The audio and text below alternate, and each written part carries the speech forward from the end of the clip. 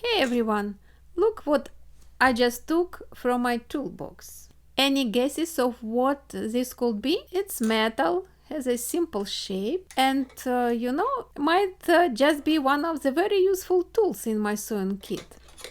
Okay, I will give you a hint. It's all about keeping seams straight. It's a seam guide. I know it doesn't look like much, but trust me, it's a very useful tool. You just attach it here, and all you do is set it to the width you need, and then you just follow along as you sew. It's that simple. I like to use it for zigzag stitches.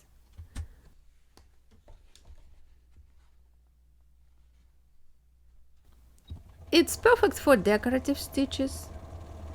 And look at these stitches, perfectly straight every time. It's like a magic wand for your sewing machine. So, what do you think?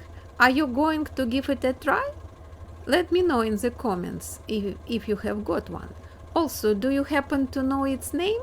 If you know what it is called or want to take a guess, drop a comment below. I'm curious to see who knows their sewing gadgets. It's very useful for straight line quilting. And if you are intrigued by this tool and want to learn even more about seam guides, check out my tutorial where I review the different types of seam guides and how to use them.